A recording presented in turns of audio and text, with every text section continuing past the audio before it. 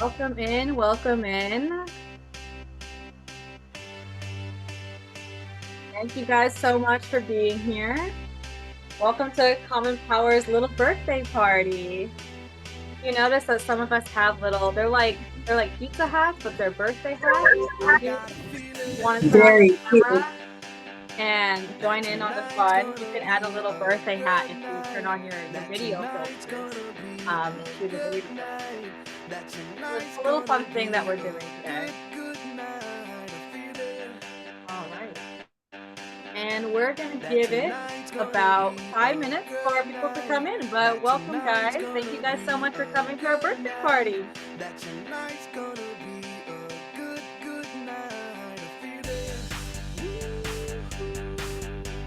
If anyone has other celebration songs that they would like to play, I can play one.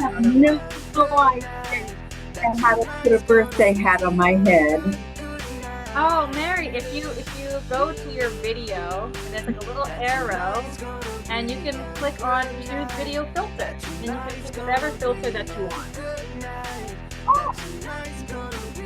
But your camera has to be on though for it to work.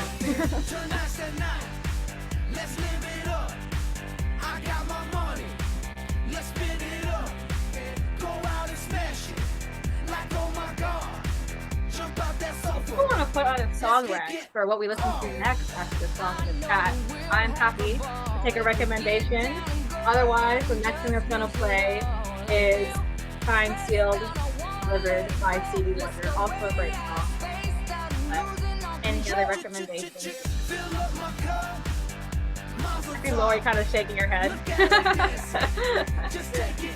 Oh, Miss Faye has her little hat on. Good job. I love it. It's so cute. I don't know why it's a pizza though. It's so weird.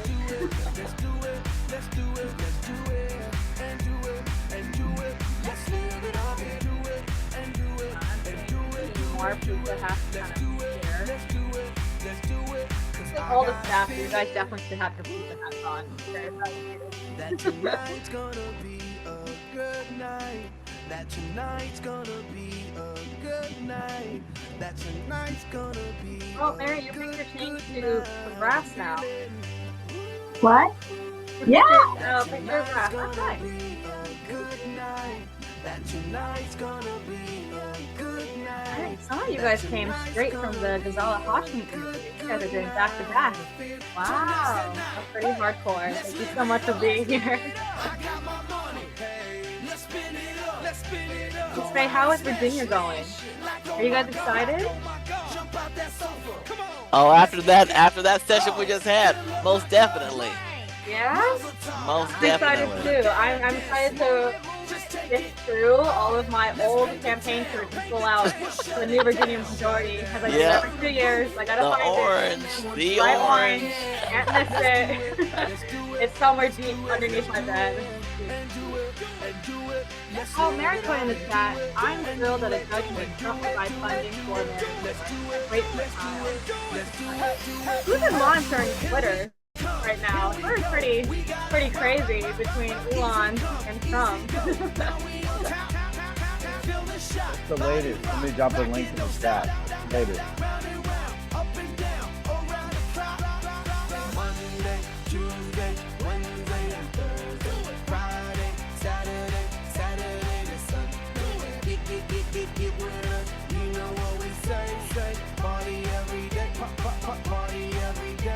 This song was actually 5 minutes long. I thought this song was only 2 minutes long, and I have a chance to play a different one, but it's a full 5 minutes long. Okay, that's perfect. Then we'll get the meeting started. Oh, Laura, your cat. That's so cute. Don't mind me asking, what's your cat's name?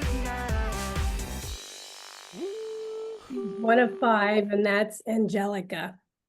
Oh, those are great names. Wow. They're Hamilton cats. So I have a Theodosia and a Skylar. I was gonna say, like, these are 3-syllable names. This is fancy. No, those are great names. That is super cool. And now that Black Eyed Peas is over, we will now start our community meeting. So thank you guys so much for being here. It is CP's birthday, and we're celebrating 7 years of Common Power. So we're so happy to see you guys. I really encourage you guys to, turn on your camera and look at all the wonderful people who are a part of this community and walking beside us. And so, yeah, we'll get started. I'll pass it straight to Charles for our opening message. It's so interesting to do. It's so interesting to do this work and to have like an idea of how something's going to go, and then politics happens. It's never boring, but oh my goodness, what we're going through today, what we're seeing today it is unprecedented in times that are already unprecedented.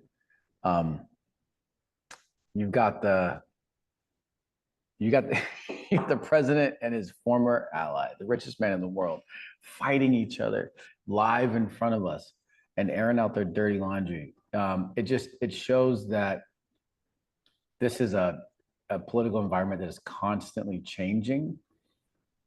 I understand why some organizations can do this well and others can't. And it makes me, in the toughest moments, makes me appreciate what this organization is and what we're built on. I love that we started during the first Trump term. I love that it was an organization that was built on, it was catalyzed by education.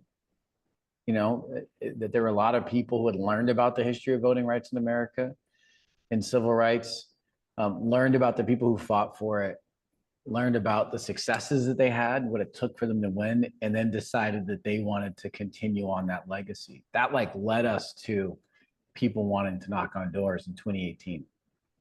The beginning of this was March 3rd, 2018. And it was a bunch of people who, again, had been catalyzed by what they learned about politics and history, and decided that they were tired of waiting on the sidelines or just donating, and they wanted to go and knock on doors. And 400 people traveled to places that they'd never been to work alongside some people they'd never met, say things that they'd never said, and advocate for elected officials, candidates they'd never represented before. And Common Power is since then been about people doing heroic things, taking a lot of chances on the work that we do, on each other, all the way up to today, to this week, where a bunch of Action Academy students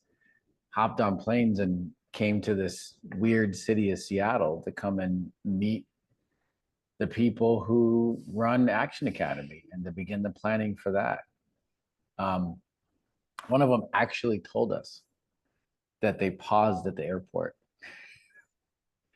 and thought about, I think that the quote was something like, "I'm about to get on an airplane and go to this place. I don't know these people. They could be kidnapping me. That could be what's going on." It was a roll of the dice. It was total. We totally could have been. But that's what people like, that decision to place trust in each other, based on what we know of each other, but the hopes that we have for the country. It plays out when we decide to travel with each other. It plays out when we decide to get in cars with each other and drive around neighborhoods and knock on doors. But it plays out in small ways when we walk up to doors. And we don't talk about this part a lot, but that's a big unknown, to go to a door. It's a huge unknown,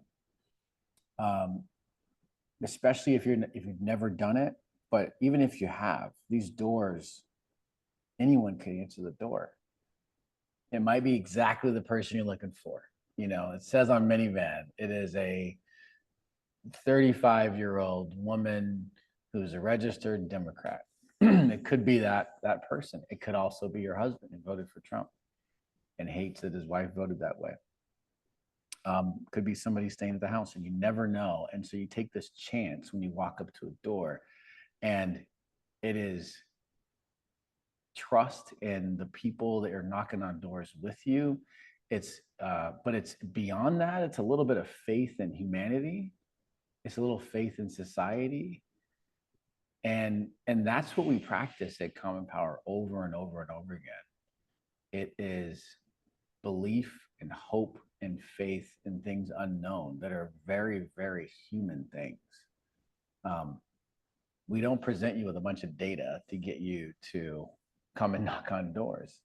That's not what does it for you. It's the human element. So 7 years in, that's what we're doing every single year, every election, every Zoom, every lecture, every academy session, every orientation and training and sign making event, every hub meeting, all of it is a lot of folks who know enough to want to get out there and make change, but don't need to know everything.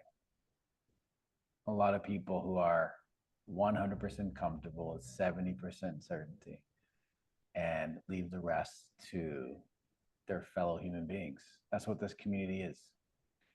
And that's what keeps us together, whether we win or not. That's what makes us great and resilient and ready for 2025 and 2026 and 2027 and 2028, et cetera, et cetera. We are ready all the time for the fights this country puts in front of us. So thank you all for saying yes.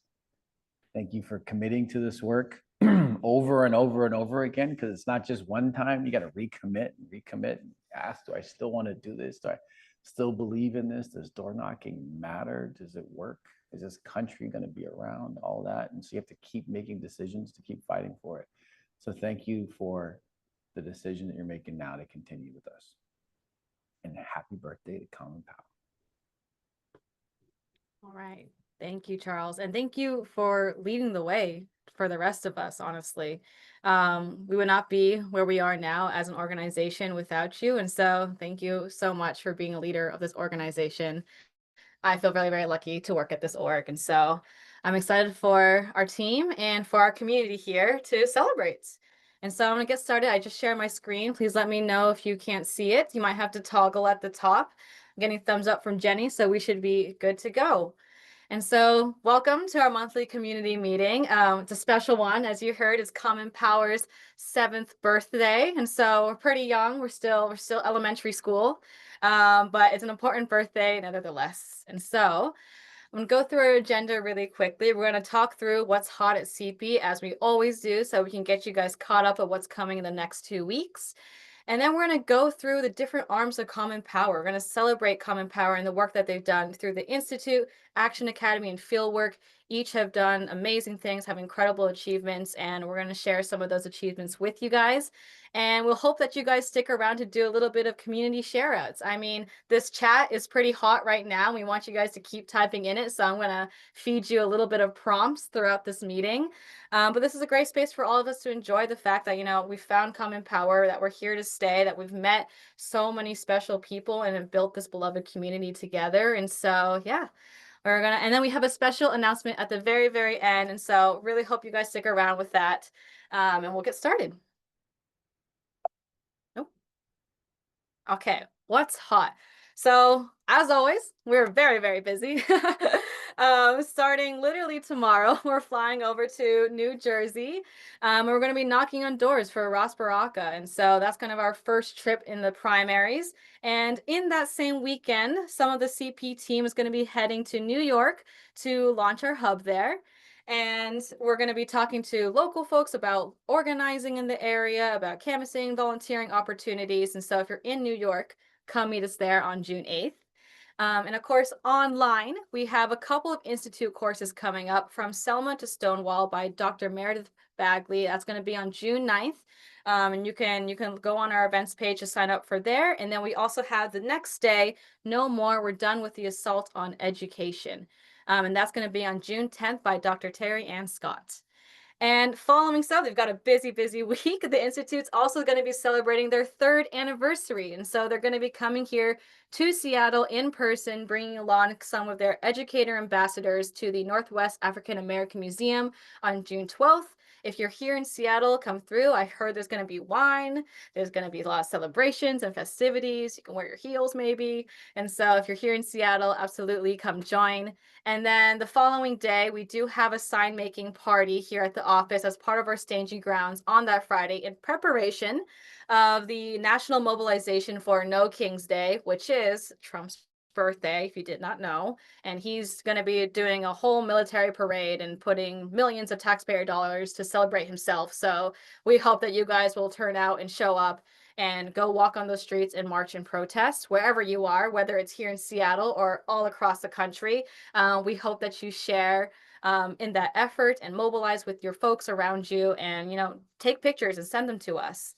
And the next week also, immediately after, we're still knocking on doors for the primaries, and that one will be Team Virginia on June 13th through the 18th. We've got some of the team leads here in this community meeting, but they also just hosted the Ghazala Hashmi interview, someone that we're going to be door knocking for next week. And so a super exciting lineup of events, but not just that, we always have more and more events every single week. And so if you want to catch up, you want to sign up, you can always go to commonpower.org on our events page. And I am monitoring the chat right now. I loved seeing all of these lovely messages. They're so sweet. Keep sending them through. But Born for Action, Common Power, as we've been saying, it's our birthday. And there is so many incredible things in the ways that we've evolved as an organization. I thought it would be pretty cool to share why we call June our birthday month. And so the reason why we call it our birthday month is because June is kind of when we started our PAC in 2018. And that is the thing that gives us the ability to work directly with campaigns, to work with the Democratic Party. It's the reason why we get to work with people like Ghazala Hashmi's campaign, like Frost Baraka. And so the PAC is really why our fieldwork has evolved to be as big and grand as it is today. The reason why we're able to work with so many campaigns all across the country, it is because of our PAC status. And in addition to that, June is also when Action Academy starts their next cohort. And so if you see any students online, go say hi to them. We've got a lot of the crew leads here who are leading the next generation, the next cohort of 2025. But yeah, June is when Action Academy starts their next curriculum. So for the next 10 weeks, they're going to be teaching and learning about civil rights history, voting rights history for the next 10 weeks, learning the skills of what it means to be a leader, what it means to be civically engaged. And this goes back all the way to 2020 when they first started. And I feel very lucky. I came out of the 2021 cohort. And it's cool to see it continuing on 4 or 5 years later. And last but not least is also June is the start of the Institute. As I said, it's their 3rd anniversary. They started in 2022.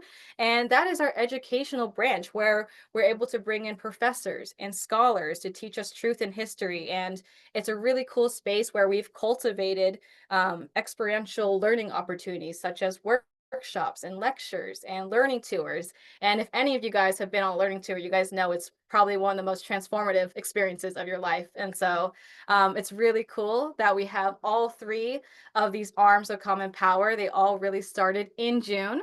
And so that is why we call that our birthday month. And I'm actually going to pass it here to Charles for a bit because here's what common power looked like at its inception. Oh, go back.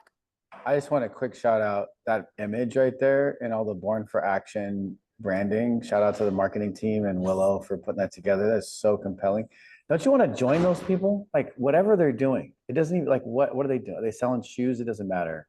Are they going to a picnic? I want to be with these people right here. That's so They look cool. They look really cool. having fun. This is just because you're gonna show where we are After. This is a little treat because this is a whiteboard at Starbucks at the corporate office. And this is the kind of ideating that we did right before I left Starbucks to form Common Power. as a like a full-on professional thing that it is now. And I love this because the principles are still the same. They're still, there's a leadership institute there in the middle, and you see like the young adults. Back then we only thought it'd be Seattle people, so like the young adults like flow through this leadership institute thing, and then they go out to voter engagement, and then they go in, and then this other place called Civic Lab, which was a place where they could take their ideas and turn them into the projects and stuff. And the voter engagement arm became Fieldwork. The Leadership Institute became the Action Academy and the Institute. And the Civic Lab, I would say that is a piece of Fieldwork. At a time, it was CP Next, which was exclusively for millennials that were the young people back in the day. Saying that now, it just sounds really weird. Is Maria on the call? Maria, we used to be young. Anyways, Maria's like, I'm still young. I can hear her saying it. She's like screaming right now. Is she there? That was a little bit of a jab. It's all good, y'all. But yeah, this was like the foundation of this. It was education. It was leadership development. It was door knocking. You see they're partnering in Purple America, which is not an awesome catchphrase at all. So we did not use that. But it was about taking this organization built on these pillars out to these battleground states. There's some other like Easter eggs in here that I won't even explain right now. But they're hopes and dreams for the future of Common Power. There's some stuff in here I still want to do, actually. And look at the numbers on this. Oh my God. What is this total? There's like 75,000 and 200,000. Like this is last year, our budget for Common Power all up was $6.7 million. I don't think we're dreaming big enough, maybe. Anyways, it's been a journey, y'all. It's been a journey. Yeah. So this was the birth of Common Power. Mhm. And this is what it looks like now. All cleaned up. It's been professionally made on Canva. But this is what intentionality looks like, and this is what it really takes to move people from education to action.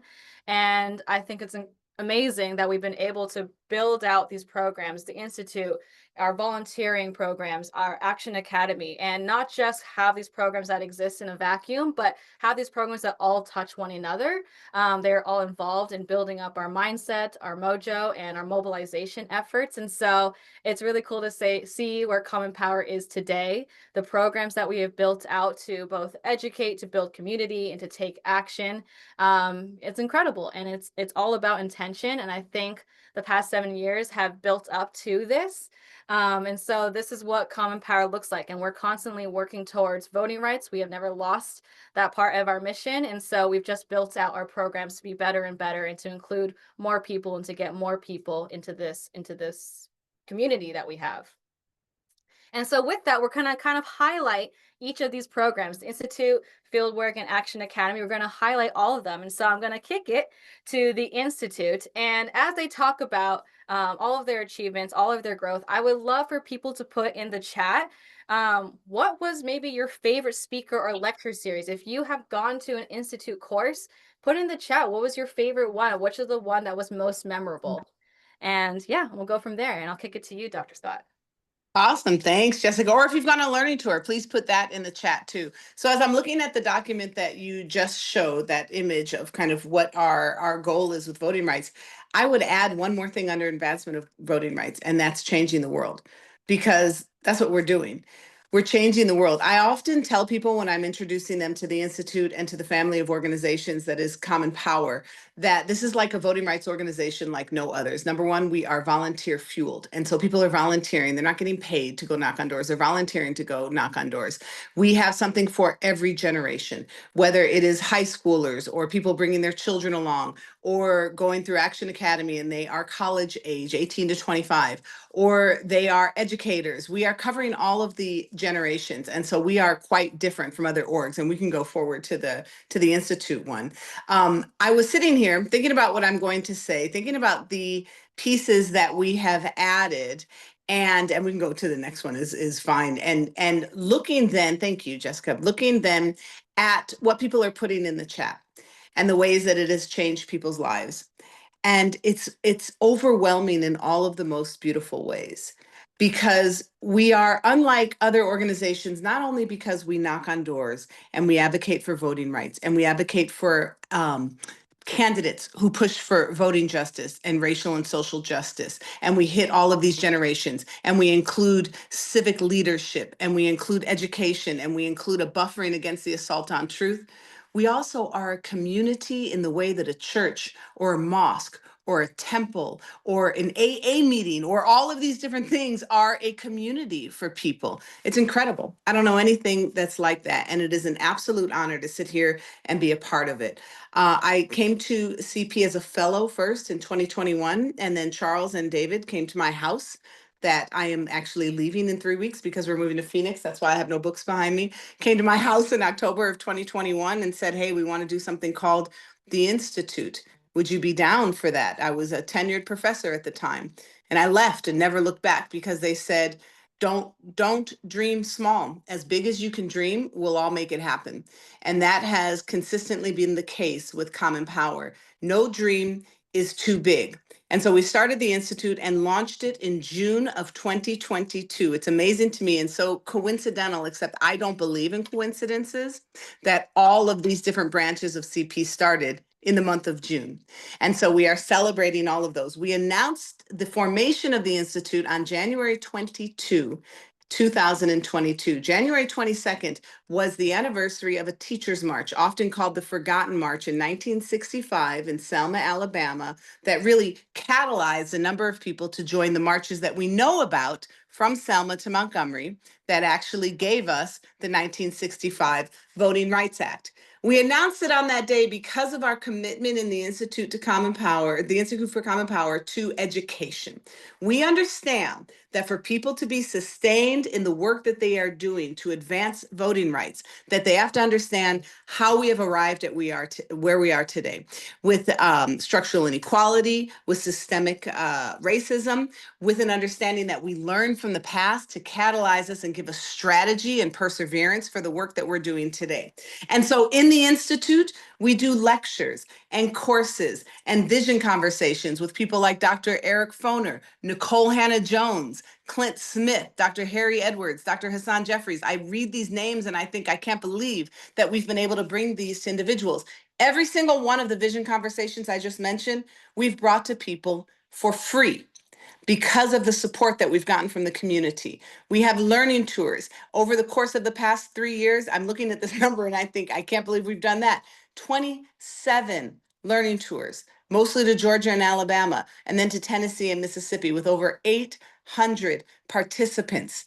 And it catalyzes them. What we see here, the non-educators, those who are not K through 12 educators, a quarter of them knock on doors. Educators, more than a third knock on doors. None of this is a requirement. They are compelled to do so because we commit to education to action in the Institute. We say that education in and of itself is a privilege. You have to make sure that that education leads to some level of action. And so to see people go and knock on doors with CP on their own volition is really a beautiful thing. And this doesn't even measure the other things that they do in their communities.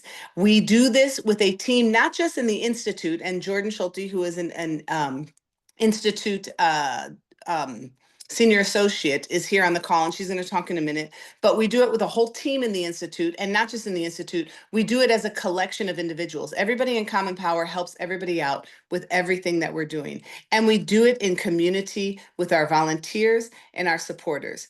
In October of 2022, we launched something called the Truth and Purpose Learning Tour for educators.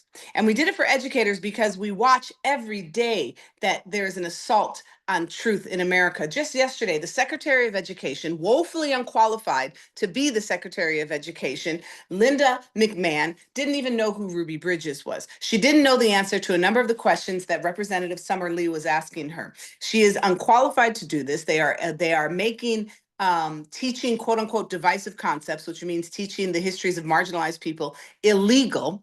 And they are creating this kind of fear mongering among teachers who are getting fired. And so we know that right now, our commitment to educators and truth in education is more important than ever. And so that's what we are doing. And we have 50 educators who are coming on our next journey in September. It's going to be our largest cohort of educators ever. And I hope for this to be a new paradigm, not 30, but 50, because the next day, when they come back from our learning tour, we have estimated that each one impacts about 150 students. And so the number of students that we can impact is exponential. We estimate in a couple of years, we will have impacted about 350,000 students across this country.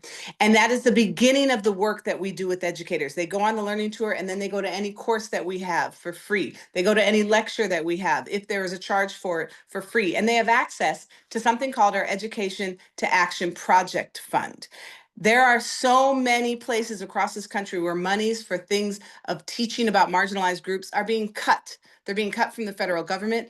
Administrations and municipalities, school boards are cutting the money out of fear of being punished from the Trump administration. So we step in. We step in because of donations, and we give $1,200 for a project each calendar year for an educator who asks for it. And on that, I'm going to stop for a moment and ask Jordan Schulte to talk more about the Education Action Project funds that we're doing. Thank you so much, Dr. Scott. Just listening to you, reading the comments in the chat, being here, seeing the screenshots of our numbers, so inspiring. It's going to be hard to follow even. Just listening to you speak about everything that we've done thus far, knowing what you're going to share for the next slide as well is just really inspiring for me, even being a part of it and having a role in what these amazing educators, and our team is doing is just so amazing. But like Dr. Scott mentioned, we have Education Action Project Funds, which we provide for educator ambassadors. It's really important, like she said, that we can provide them with some financial support so that they can do a variety of different things for their students. Field trips, some go to the National Museum of African American History and Culture in Washington, D.C., different History Day events, online and virtual events across the country and even in some U.S. territories, as well as outside of the country in Canada, a really important part of our offerings. And we try to make them available as much and as often as we can. Many of our educators, even some on this call, have taken advantage of them.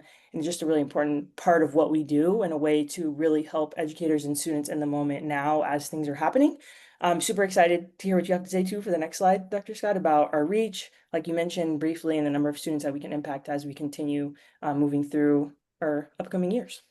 Thanks, Jordan. I'm reading the comments now and just seeing all the different things that people have gone to, and it's amazing. And on that last slide, when it says 15,000 registrants for the different lectures that we have had, is just it's awe-inspiring. So Jordan heads up the distribution and the collection of proposals from educators for our Education to Action project funds, and she'll share with us their applications. We had one that was written by an educator's students asking for funds.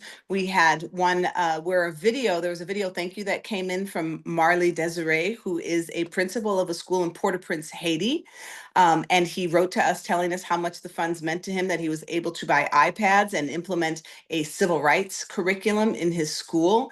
We have an educator who instituted a History Day in her school in the Bronx, New York, because History Day has now been cut as funding from the Trump administration. It is an absolute honor and awe-inspiring that we are able, because of the generous donations of individuals, to be able to step in and fund these kind of projects. And so here's a chart that indicates just the kind of reach that we have had and that we hope to continue to have. I want to focus on the green line, or in the gold line, because on the gold line is where we want to continue to be. And we can continue to be on that line when we can have 50 educators twice a year travel with us on a bus and go through the learning tour, not as a isolated journey, but but as the beginning of their commitment to the Institute and as the beginning to their commitment for common power generally. And so we can hope to impact over 300,000 students in the coming years, and it's exponential. They also send their students to Action Academy, and the Action Academy students go in the field. And so the ways that all of our pipelines are so intertwined is really like no other organization that I have seen in this country. So I left my job in 2021, October, and have never looked back, because this is the honor of a lifetime to be able to be here, to be able to be with an organization where no dream is too big. All right. Thanks, Jessica. Thank you, Dr. Scott. And I want to say you continue to be an exceptional and inspirational teacher to all of us, either on staff or to our volunteers or to the people who are attending your lectures. And so it's really cool to see everything that the Institute has become. It's amazing. Hey. And I have some of my own data that I wanted to share, because as we're talking about educators, and we know that educators are the backbone of our country, of our society. And so when they say we reach educators, it's actually an incredible feat. And I want to show the data of how many people we've actually reached over the last couple of years, over the last 3 years. We started in 2022 with 15 educators on the first learning tour, and now we have up to 185. And so when you think about what Dr. Scott was saying about the reach that these educators have to their students, to Action Academy, to eventual door knockers and team leads with us, it's exponential. You have 185 educators, but then you have 185,000 students who are connected to those educators. And so it's crazy to see how many people we've been able to recruit to the Institute to become educator ambassadors. And not only that are we recruiting them, but we're actually recruiting them at increasing rates. I mean, we're only 6 months into 2025, and we already had 3 full learning tours. And so I expect by the end of the year, we'll have double of what we had last time. And so it's really cool to see. And when we see a lot of educators at the Institute, we also end up seeing them in the field. This picture is from Team Wisconsin just on last March of this year for the Supreme Court race. And there are 3 educators right here. 2 of them were team leads for us, Kendra and Jordan, who went on learning tours and became team leads with us. They volunteered, they door knocked, and then they lead our volunteers. And if you've ever door knocked with the educator, you know that they're unbelievable at the doors. They're so good at the doors. And so, as we were all saying, I mean, it's not just educators that we're bringing into the fold, but they are new leaders that we are also bringing in. And it's not just the Institute that it touches, but it's all aspects of common power. So thank you to the Institute. And now I'm going to move on to Action Academy, and I'm going to kick it to Larcy. And as we are going through all of their achievements, I would love to now put a new prompt in the chat. What is your favorite memory with an Action Academy graduate? I know all of you guys have interacted with our students, either out in the field, here in Seattle.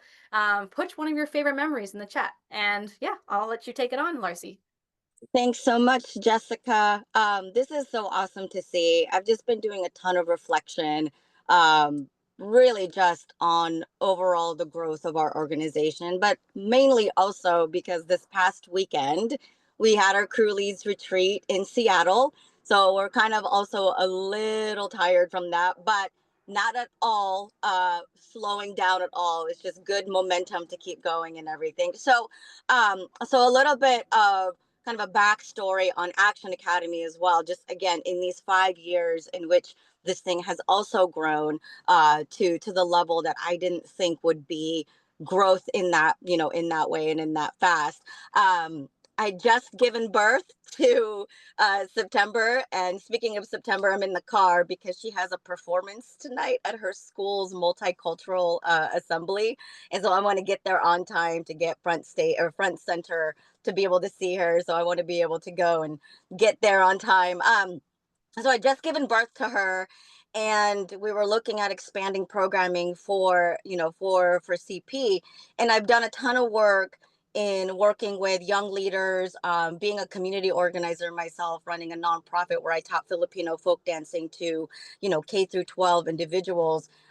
It was not at all a foreign idea to me to continue working with young people. It was a matter of what are we going to teach them? And as you saw in the previous slide before, where leadership development and education was core to who we wanted to be and who we are, that was also a lane that was not foreign to me.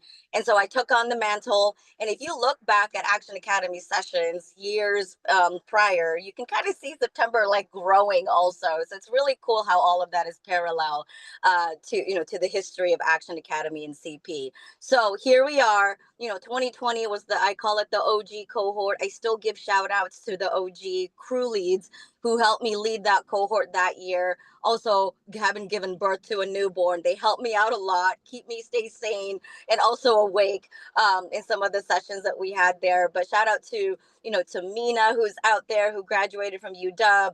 Shout out to Kylie, who's also like a staff person on CP. Shout out to Asha, who's also a staff person at CP.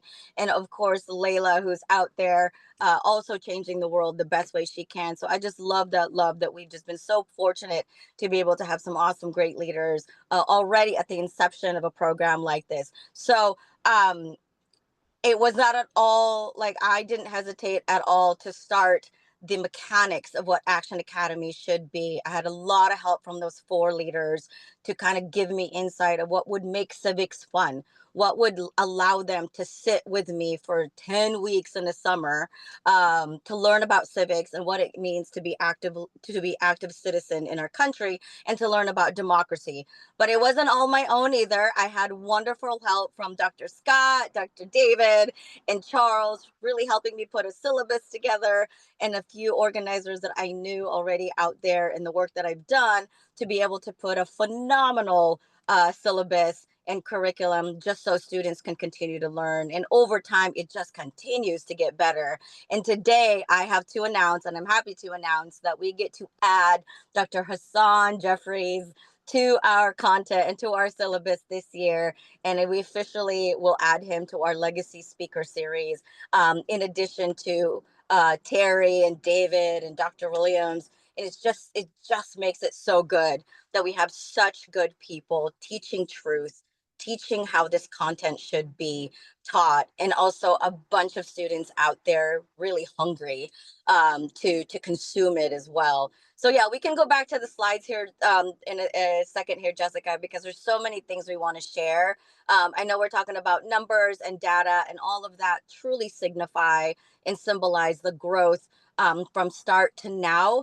So I know most of this is your data and your doing. So I want you to explain that. But when I saw this myself, I could not have been more proud of the different years that each of the leaders left behind their legacy of contribution and investment. And Jessica, you're one of them. You were cohort 2021. Yeah. You were a crew lead that came back. You were also a team lead. So you experienced every leadership role that we offer to young folks to get in there, get their feet wet, get their hands dirty, roll up their sleeves, and get that good practice and get into good trouble along the way.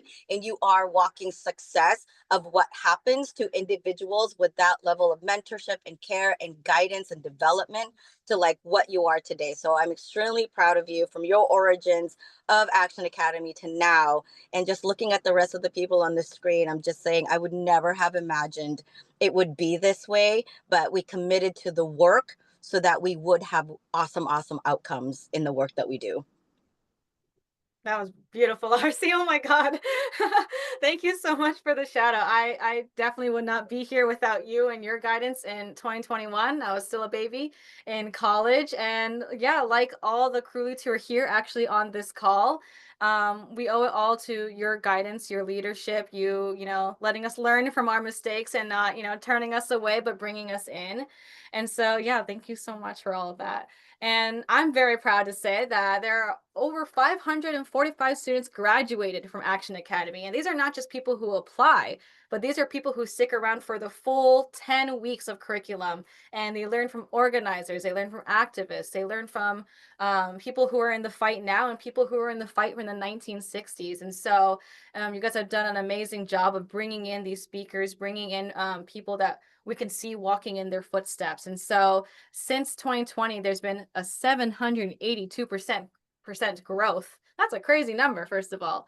And because of that, we're not just able to grow out our program. But I remember when it was almost solely virtual, but because of how successful Action Academy is, we've been able to build out new programming and actually bring a lot of our students to Seattle and other parts of our country.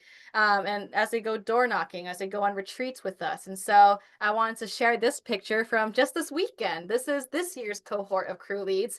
And oh, they're so cute. But I love Miss Faye's comment here saying that I have a lot of new children and new leaders. And so I feel like that's how we feel about the students coming into our org. They're new parts of this community, new leaders that we look towards to in the future. And so I'll actually now kick it to Blossom, who's going to share a little bit about the stats for this year. Oh yes, good evening, everyone, and a huge happy birthday to Common Power. And I'm just going to share with you guys some of the stats that we have going on with Action Academy this year. First, this is one of our biggest cohorts. We thought last year was our biggest cohort with about 200 and something students, but it's even 2 times that. So we actually have 43 states engaged. So we're almost nationwide. Well, basically are. And then we have 261 unique schools, and that's colleges and universities. And then we actually reached out to 13 HBCUs. We want to make sure that as we're taking in all these students and making sure that we're including everyone. We include all universities, including PWI, HBCU, all those different things. And we have 4 Ivy Leagues. I didn't even know that we had that. Larcy brought that up to me today. And this is crazy too, because one more piece here, Jessica, on the stats is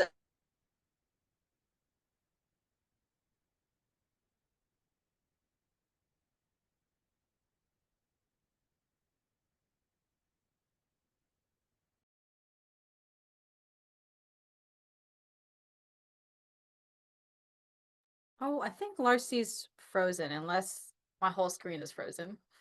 No, I think she's frozen. Okay. That's okay. If she comes back online, we'll just go back into her, but I'm gonna go on with the slides unless she comes back in the next couple of minutes.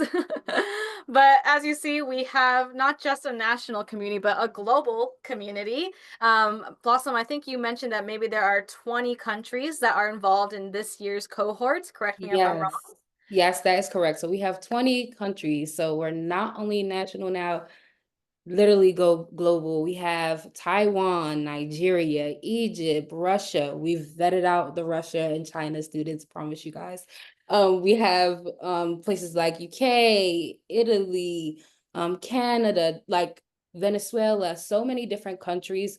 And we take it as people from the outside looking at America. They want to know what's going on. They want to see why we have the situation that we do, and how do the youth think about it. So it's really amazing to see that Action Academy has not only exponentially grown, it's also becoming a school. Like I think Larcy is always wanted. She always wanted a school where she can teach civic engagement and things of that nature, and she's living out her dream.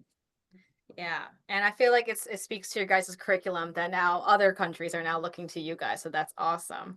And just to share a little bit of the stats, yet again, it is not just students that we are cultivating, but next generation leaders. And so I wanted to show a little bit of how we move our students from education to action. And so some of our stats over the years that we started from in 2021, where we had 0 people door knocking, that was coming out of COVID.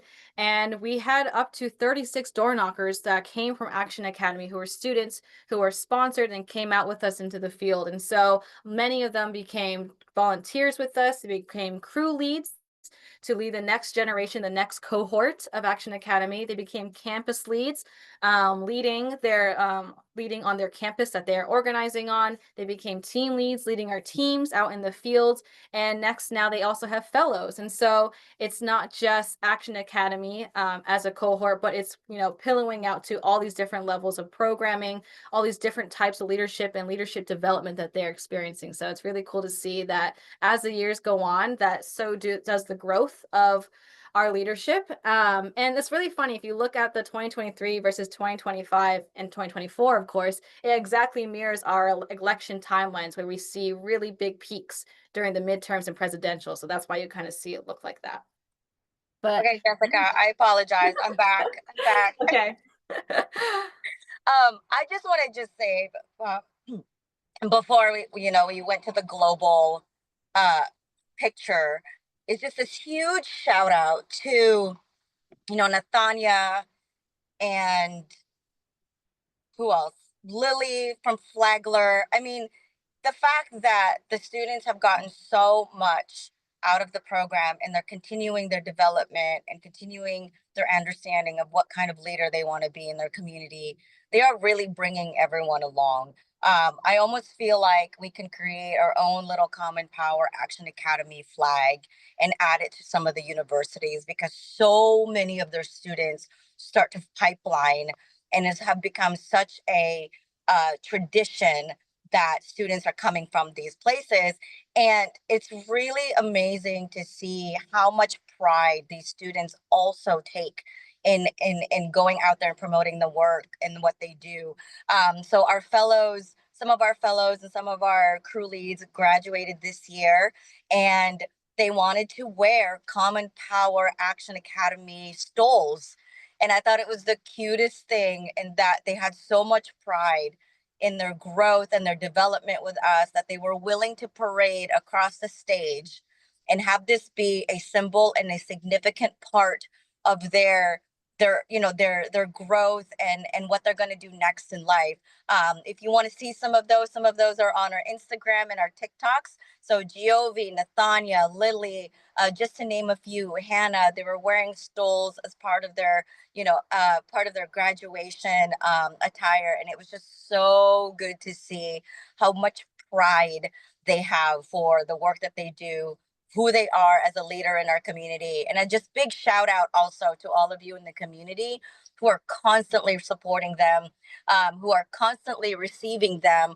Even though, we had our crew leads retreat this past weekend, and we asked just a few of you if you would be willing to drive them while we were doing some door knocking in our neighborhoods. And it was no hesitation. Y'all came and showed up. So totally appreciate the belief and the investment that you guys have as a community member in the programs that we have here, because they were also really, really good to see, or happy to see you all too. So just bottom of my heart, thank you from those who are the early believers in this idea that was once, in the middle of COVID, to now to see the growth where it is. Just truly remarkable to see where it is. And I'm so excited to see what this global community of democracy warriors are ready to do, and what kind of change we are going to impact beyond our borders. That's it. Thank you. Perfect. Thank you, Larcy. And yeah, just as Larcy is saying, it was all because of you guys, of your commitment and your support, that our field team gets to look like this. We get to see educators and students coming together and knocking on doors with us and learning from each other and teaching each other. How do we talk to voters? And so it's incredible to see both of these programs come to fruition and come join us out in the field. And speaking of fieldwork, last but not least, I'm going to invite MJ to come speak, who is kind of one of our OG team members who had worked in fieldwork since the inception of Common Power. And so, yeah, this is what Common Power's fieldwork looks like right now. Hi, everyone. So good to see everybody. Love coming Oh, I think she cut out. in at Common Power. Almost as long as it's been alive. I actually was hired to Common Purpose at the time in 2019. And I knocked doors in Virginia for the first time in 2019. It was an amazing experience. And from that, I think like my first trip that I led was 2020 Florida, really early on before the pandemic. Fieldwork looked nothing like it looks today. And that's not bad or good. It's just like better, obviously. But I think that it's grown so much. Very proud of my team. And of course, I've seen the different versions and the different ways that Common Power and Fieldwork have changed over the last 5-6 years of me being here. In November this year will be 6 years with Common Power. Couldn't be more proud. I'm really lucky to be in this community, and Fieldwork has expanded so much. I remember I think I was one of like maybe 4 or 5 folks that were running teams in 2020. Of course, the pandemic hit us, so we had to change a lot of how we were going to engage voters. We changed all of our strategy to online, right, remote, and so that was, I would say, life changing in a way. And we did it though, and I think that that is one of the characteristics that marks Fieldwork, is that we always meet the moment, and we always do what we got to do to engage people and to engage voters and to engage community. And so I'm just proud to be part of that system, part of that movement, and just really happy to be here and being with you all today, celebrating such an amazing organization like Common Power that I'm very proud to be part of. Thank you so much for being with us, for joining our work, and for continuing to believe in the work that we put out every single day, every single time that we're out in the field. Yeah, I'm gonna pass it back to Jessica, but I'm always here to answer any questions, and yeah, go CP. All right. Thank you, MJ. And I completely blanked out on asking you guys, but in the chat again, I have another new prompt for fieldwork folks, people who've gone door knocking with us, is I would love for you guys to put in the chat, what is your favorite door? What has been your favorite experience with a voter here? And put that in the chat. We would love to hear. And then from there on out, I'm going to kick it to Ben. I'm going to reshare my screen. Man, I don't know. I feel like it's unreal to kind of sit back and realize that I've been here for 5 years, you know, one way or another. And just to kind of like, I'm looking through the participants list, and you know, your prompt of like memory. I feel like I have a memory with every single one of you. Either in person or remote, you know, either I went to a door with you, it was my first time, right? Deborah Jacobs, like we were there, or that like we were leading teams together, or we were just figuring out troubleshooting volunteers together, right? And I I can't believe that if I really think about it, I'll be 27 this year. About a fifth of my life has just been CP.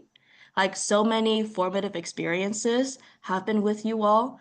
And like we're gonna get into the numbers in just a little bit and how, you know, what we've added and what we've built to make this all possible.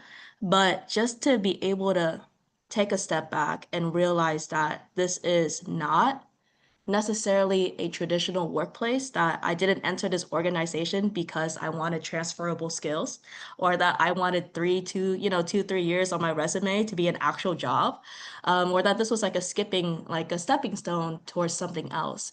But to be introduced to a community and reminded again and again what purpose is like, what standing on principles is like, what making decisions based on values is like, that has just been invaluable. And the fact that like I commented at the very beginning when Jessica, you were showing that like the whiteboard to like our pipeline right now, something that I find that CP, like one of the reasons why I think CP has lasted 7 years and will continue to last another 7 years is because the core is true. Like our foundations were right, y'all. Like they may take some adjustments. It might like, you know, move one way or the other. You know, we pivot all the time, and some of y'all hate that, but we pivot all the time. But like at our core, we're still the same organization. We're still powered by the same things, and we still attract the same kind of people. Like when you look on our website, those photos, other organizations wish they had access to our photo albums. Okay, we look really good. We look really, really good. We look like we genuinely are happy to be here, like with each other. And now, like I'm kind of sensing how rare that is. So, celebrations to 7 years of being a unicorn, and to another 7 years of being a unicorn that people know about. So, okay, let's get into the data, Jessica.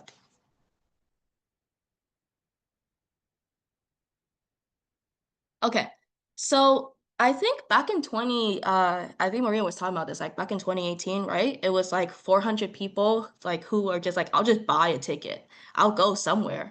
And and then like we were like, okay, so how do we continue to do this? Not just for the things that lit people up, but also for the races that are under the radar that no one is paying attention to. So if you kind of like just take a look at our volunteers, right? Last year we fielded close to 2,000 volunteers like on our trips. So how do you go from 400 to 2,000?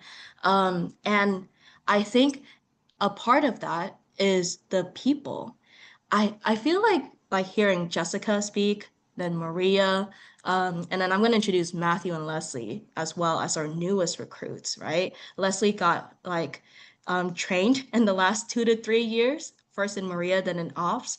Matthew has been our longest intern ever. He started back in 2021. He just graduated. I've been here for 5 years. Maria's been here for 6, Jessica 4, 5, like you can name it, you know?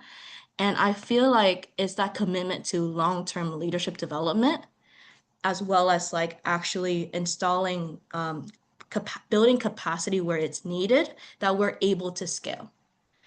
Something that our industry does in organizing is to hire people and then fire people. It's a very seasonal job. And that has never sat well with us since the very beginning.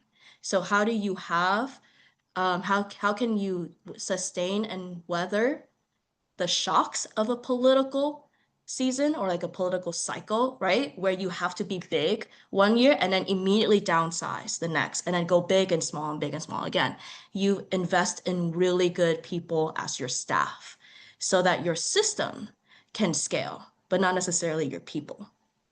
So we added people with, we learned how to manage compliance, right? Like we were breaking a lot of rules back in those early years, and we have learned how to not do that and be more sophisticated with our operations. We've hired on people who are logistically minded so that like they know how to field 5 people the same way they field 500. We've trained up people who have really good interactions at doors and now figure out how to teach other volunteers to do the same, right? And we invested in all of you. Like a lot of our meetings and a lot of our planning is to figure out how to activate and recruit volunteers so that we can increase our capacity when we need it. So in terms of scaling, from 2022 all the way to now, we have just invested in people, and that has made all the difference. So let's see here. Jessica, what do you got on this here? You got doors, you got volunteers. You not looked at this before? I know I don't. I'm because like I'm squinting though. I'm like trying to figure this out. But I feel like these graphs are pretty standard, I would say, right? Like they kind of fall within like the political cycle, right? Odd years, even years. What is really interesting is that we have continued to grow when you compare even year to even year and an odd year to odd year. And you can see that in Wisconsin. Wait, this is not it. This is not Wisconsin because Wisconsin's not in this in this Wait, presentation. I thought you had it later on. Jessica, take over. Jessica, take over. Just take Okay, over. okay, Ben. No, it is evident in Wisconsin, and you could point to that in March because we had a race in 2023, and that is this picture. And we had a Supreme Court race for Judge Janet Protasewicz, and in that race we fielded 35 volunteers. 2 years later, in 2025, we had the same exact race, Wisconsin, March, Supreme Court race for Susan Crawford, except we fielded 75 volunteers this time. And so if people are wondering if, do people still have the appetite to continue door knocking after 2024? They do. They definitely do. And so this little red line has indicated what 2025 has looked like us so far. Obviously a slower electoral year compared to 2024, which is in green, which is where we're going crazy. We were going crazy, going everywhere, fielding hundreds of volunteers. But this is what our year looks like every single year. We have peak seasons around the primary times and then definitely around the fall times. And we have a similar cycle every single year, except we've just continued to grow and grow and grow. And so when Ben is mentioning Wisconsin, that's a perfect example of 2023, 35 volunteers versus 2025, 75 volunteers, to over doubling it even. And so, yeah, that just proves that people still want to door knock and people are coming to us to do that. All right. Ben, any last words? I'm going to start wrapping up. Not really, man. I want to get to the fun part of this. Oh, okay. I don't know if we still wanted to do it because I know it's 6:04. So I appreciate all of you guys for joining us and sticking around. And this is my last prompt of the day, except I'm going to ask you guys to do it on Slack. I know, terrible. But this is to prove, did you really stick with us as a community? If you made it onto Slack, we know you're active with us. It's not a test. It is a test. It is a test. And so if you are on Slack, I would like you to find a picture. I would like you to drop your favorite memory with CP. What was your favorite moment? And I'll kickstart. I'm not embarrassed. I will kickstart and I'm going to drop one in right now. Um, and I'll post mine in the Volunteer Voices channel. And I hope you guys follow so mine's not lonely. Um, but And until then, if you've had trouble getting on Slack, now's a good time to yes. wait till after credits and ask for help because everybody's here. Yes. And last but not least, she's waited this entire reading to come and share her special announcement. And it's so relevant that we're talking about Slack because this is the person who has helped us build our Slack community these last couple of years. But I'm going to invite Kylie on to come and speak and give her special announcement. Thank you, Jessica. Yes, Slack, the bane of my existence. No, I'm so happy that we're using it in this community meeting. Yeah, thank you so much, Jessica. It's lovely to see you all. Hello, everyone. Very familiar space in the community meetings. I remember when we started these community meetings with Maria, who was at the helm, and I started as her co-host. And then I started hosting them, and now just to see Jessica taking the mantle and doing such an incredible job is wonderful and totally what CP is all about. So yes, my special announcement. It is special and it is bittersweet, but I would like to share with the community today that I am leaving my role as a staff member at Common Power. But as Charles lovingly says, I'm being demoted to volunteer because I'm not going far. And promoted, sorry, not demoted. Yes, you're right. You're right. You're right. Um, yeah, no, I think that that's the most important thing. You know, to me, the CP community has been such an important part of my life, and that is definitely not going to change now that my employment status is changing. Yeah, I mean, it's hard. There's so much to say, and it's kind of hard to put into words. I put like a little bit of notes, so I don't. I try to hit the points that I want to. But yeah, I've been with CP since 2019. So 6 years about with Common Power. Again, like Maria, at the time, it was Common Purpose. Um, and I've been in various capacities, you know, intern, part-time, full-time, and in various departments at Common Power, from fundraising to Action Academy with Larcy to Fieldwork. And my most recent home was in the marketing and communications department with my incredible manager, Wale. Um, yeah, I think it's so hard. I mean, I learned so much. I think that that's the thing that I want to say the most. I learned so much and I received so much from my time at Common Power. I was given so many opportunities that I never would have been anywhere else, and it was absolutely the best place to start my career. I grew as a professional and learned in a supportive environment, and I also grew as a person. I think I grew into my identity as a person, a young person of color, someone who is engaged in this work. Um, and I know that CP is going to continue doing amazing things. I mean, just being in this meeting and seeing my incredible colleagues and the work that we've done and that we'll continue to do. But I just really want to thank everyone. I know that so many people in this room have had a role in my journey, whether it was a trip that we traveled on, whether we knocked doors together, or whether you were a colleague that helped me, especially lately with Slack. It was definitely a whole organization effort. So I'm just truly, truly so grateful for my time with Common Power. And I won't be going far. I'm sure if you're around the CP office in person, I'll be stopping in and hanging out.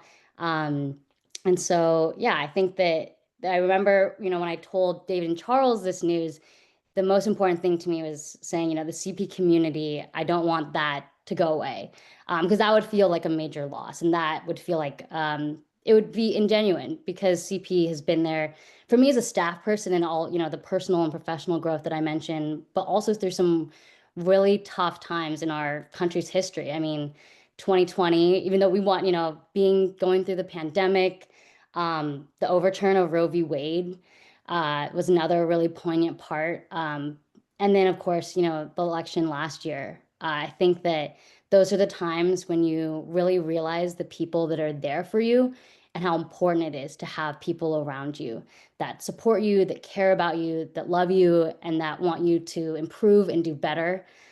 So all I can say really is thank you, and I'm sure we'll continue to see each other around. I would love, obviously, to stay in touch with folks. And I just appreciate having the opportunity to be in this space with all of you. And I think it's very fitting that it's a community meeting. So thank you all very, very much. And I appreciate it. Thank you, Jessica. Thank you, Kylie. And I have one last slide that I wanted to share from Kylie's time at the beginning of Common Power with us. This is baby Kylie in the 2020 or 2021 when she first joined. And so she's definitely had a lot of time with us, and we're so grateful for all of your work. It's young Kylie and it's young Charles. This is crazy to see. And so I thought this was a fitting, last gift to you. Thank you, Jessica. Yeah, the picture on the left was from my very first trip with Common Power in February 2020 in North Carolina. And there's so many incredible volunteers on that trip. Colleen Hinton, Therese Code, Marty Jacobs, folks that I truly consider friends and people that I'm so grateful for. Oh my God, I can't forget about Carolyn Bernhard too on that trip. And then the picture on the right is Charles and I actually in South Carolina, again in 2020. These are like in February, like right before the pandemic was like onsetting. Believe it or not, I chopped my hair in between those two trips too. So that's why there's drastically different hairstyles. Yeah, and I was on a tour preceding the South Carolina primary. And so I think it's very fitting, yeah, a fieldwork trip and then, kind of like a niche educational trip that I was on. But these were definitely the inception points for me catalyzing, my interest really in commitment to this work. So thank you, Jessica. That was the last part. I'll stop sharing that. No, that was great. I saw chime in here real quick. Kylie was our first like Gen Z recruit. Like this is like proof that what we had going on was appealing to younger people. And so yeah, everything that you went on, like the the trip for the presidential primary, helping to lead the North Carolina trip, these are all things that through your experience, we learned how to prepare for everybody else. So yeah, I mean, you said it really well. I'm grateful that you journeyed with us. There is nobody at Common Power who has worked in more departments, had more managers. Kylie reported to everybody at one point except for Terry, maybe, I think. And so like there's when you go out and venture out into the world, if you want to come back, I'm sure you could run any part of Common Power. You know enough about it. But we're so grateful to have you and have you at the beginning of the formation of CP. Your experience, your feedback gave us a lot of the structures that we have now. And the last thing I want to say is that you're not leaving today. You're going to be around. Because you're on this thing we call the gratitude program, which is our staff members can choose to spend some time exploring when they are looking for the next stage of their journey. And so she's staying on. Technically she's still employed with CP, and we're saying like a soft goodbye. It's like a soft landing. She's still got a key card. She's coming in, hanging out with us here and there. Come and have lunch with us and come hang out with the community still. But that's something that because of the support of our community, we're able to offer that to awesome people like Kylie. So thank everybody for coming along with Kylie on this journey. It's been great. Yeah, thank you, Charles. Yes. I hope you'll read the nice comments that are in the chat. Yes. A lot of love for you. So sweet. No, thank you Also, all. shout out to Pond. Is that him behind Oh you? yeah, that's fun. Do you guys want to say Shout hi? out to Pond, who's been a part of this journey too. He gets Pond his was credit. first Action Academy cohort. There's Pond. Yes. Pon helped out with the website, you know, here and Oh there. I mean, yeah. he's My showed up my in, IT support. Little security yeah, he's code right been like there. secret IT support. He helped us to politic with Gary Locke at one of the galas. Like Pon is a part of this. Pon, you get some credit, bro. Yeah, thanks, Juan. Wait, I've been at CP our entire relationship.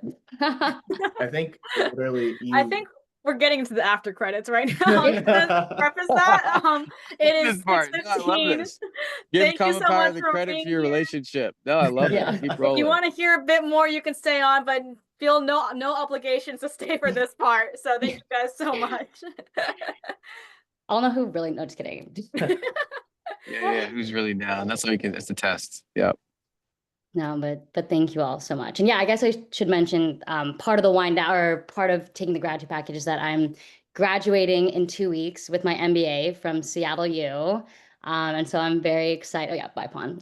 So I'm very excited about that and this new chapter and to see what comes next. That's so exciting. All right. Well, if no pawn, I think we can probably close out this meeting. But continue to drop your memories in the Slack. We love to see your pictures, and thank you guys so much for sticking around till 6:15. I know taking a bit of your time, and so we'll see you at the next month's community meeting. We have a cool lineup of events coming up this month to celebrate Common Power, so you'll see that in the follow-up email. And so yeah, have a good night, everyone. Good night. Thanks. Thank you. Bye. This little hat stayed on the whole time. I know, that's so cute. I saw you, a few people had those. I was like, how did It's a you? pizza though. It was the Oh. closest thing to a birthday hat. Oh, I couldn't even get it. how do you Oh. do that? I feel like a boomer right now. It was part of the virtual filters. Oh, okay. That's so I not figured it true. out 5 minutes before this meeting. I was like, I gotta get this party hat on. Dude, that's why People are you're gonna be leading, mad. Jessica. That's why I'm you're not able to leading. do it. That's not my fault. Wow. Okay, stop recording. Stop recording. Okay. Oh, I actually totally forgot that.